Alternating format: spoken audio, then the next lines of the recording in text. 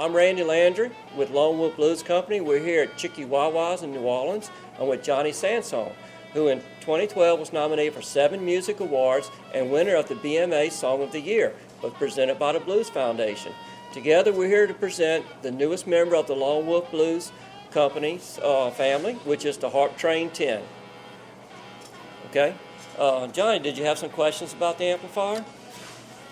Well, first off, I don't know how you got so much bass to come out of that little box.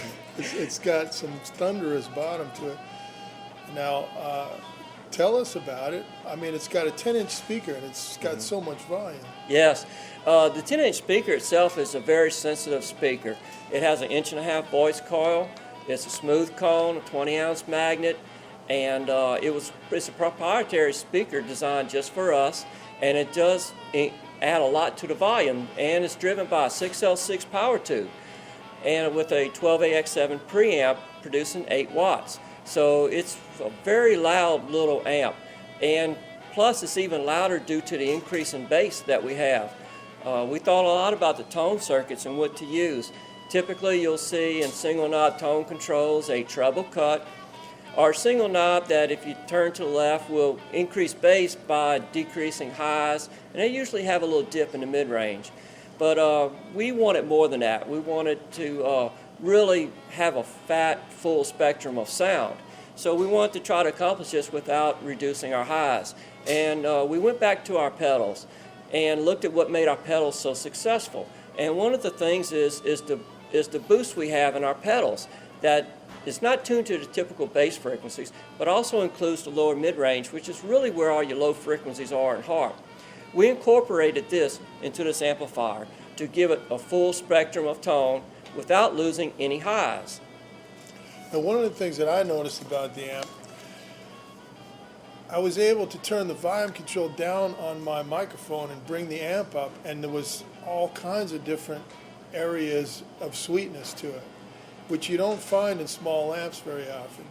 Now, I guess that this probably has to do something with the balls control you have on there. Yeah, Tell us about that. It's going to be with the balls control and the gain designed into the first and second stage of the preamp. It uses a 12AX7, but it uses 12AX7 for a reason. And that reason is to give us a broader range of sweetness and fatness in conjunction with the balls control. So you can find a lot of different settings in this that's going to produce a really fat tone because the overdrive in the preamp section is very much set and controlled in the amp. I think also you probably could use a lot of different microphones and still achieve the same thing because of all the variabilities that you have with your controls. Yes, that's correct. And that's exactly what gives you that ability to use different microphones because of the preamp section. It's not your typical preamp section that you see in a tube. Not only the balls control, but the location of the volume control is non-typical, but it gives us a known output from our preamp section that we know how it's going to sound, and it's going to sound fat. Another thing that I wanted to talk to you about is, one of our problems being harp players is that we have to carry around amplifiers, and we always play in a different spot, where sometimes if you want to have a bassman with 410s, it's too much amp for the room you're in. If you want to bring a small amp, a 2.6 V6, 110, say, you can't get enough volume to keep up. So I don't know of any amp in between that has been able to do both jobs, so I end up having to carry around the big amp just because I don't want to get outgunned. Mm-hmm. This amp seems to have so much volume, but I'm also thinking you could possibly take 2 of these amps and chain them together, and you would really have some big sound. Yes, that's absolutely correct, especially when you have 2 amps with the fact that you can spread them apart. Which is a great sound. Yes. The real key to this is more than just to double the wattage, because that isn't really what makes you so much louder. It's the 2 10-inch speakers. 16 watts through 10-inch speakers sounds much, much louder than 16 watts through 1 10-inch speaker or through 2 8-inch speakers. So you really achieve, you're moving a lot of air. It gets out there and projects. And we're also, I mean, how much does the thing weigh? That's another. Oh yes, that's always an issue with harp players. We all want light amps. Nobody Right. wants to carry around the heavy stuff. And these amps are all light. 23 pounds a piece. Wow. Not bad at all. Two of them, you can use our Terminator pedal, which splits the signal between two amps, and you can even EQ them differently and produce a lot of really cool effects that way. The thing just has so much power and gain, and I'm looking forward to seeing what it's going to sound like up against some of the other amps that we have here. Yes, and why don't we A/B them and put them head to head and give them a try. Let's see what happens. I think one of the important things to talk about when you're talking about old amps, as we all know, we've all owned a bunch of old amps. Probably wish you still had the ones you sold. Yeah. I got them now. Anyway, we have problems with old amps because we never know what's going to happen, whether they're going to hold up. Sometimes they heat up like waffle irons, and some kinds of odor comes out of them, and they've been sitting around for so many years.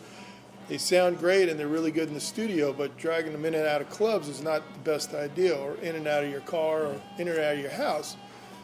So, I mean, finally somebody's got a really good sounding harmonica amp that's brand new. We don't have to worry about that stuff. Yeah, I'm very, very pleased with the vintage tone of this amp. When our original goal when we set out to build this amp was to have a vintage tone amp that is affordable. Not a boutique amp. We don't want another expensive amp. We want an amp that people can afford, that's usable, that you're not afraid to take out. My vintage amps stay at home, but this is an amp that you can take places with you. The vintage amp, I'll never lose my heart for the vintage amps. I love them. But this is something that's got the tone, and it'll stand up to a vintage amp. And you can bring it with you places, and not worry about it. We have a 1-year warranty on it, full warranty with parts and labor. The amp is made in China, make no bones about that. I've been to the factory, visited, met the people, and it's a very good work environment. And I'm confident they'll produce us a good quality amplifier. But mainly, remember, we back it 100%, no matter what the issues. So it's not like going to a Guitar Center and buying something with a name on it that nobody knows anything about. Somebody could buy this amp and actually get you on the phone and say, I got a problem with it. Exactly, and we're going to work it out. That doesn't happen too often, folks. So yeah, we're attacking this with the same customer service that we have with our pedals, and it's just no questions asked. You got 60 days, satisfaction guarantee, and a full 1-year warranty on parts and labor. I travel all over the world doing festivals and club dates, and I see your pedals everywhere. And sometimes I meet people and they don't speak English, but we look at the pedal and we both are like, yeah. So I think the same thing's going to happen with this great amp. Oh yeah. We've spent 7 years building our brand, and we're not gonna risk, our brand. We're gonna stand behind it. It's gonna be there, and we're gonna provide a good quality product. Well, let's hope we see him everywhere. Thank you. 10-4.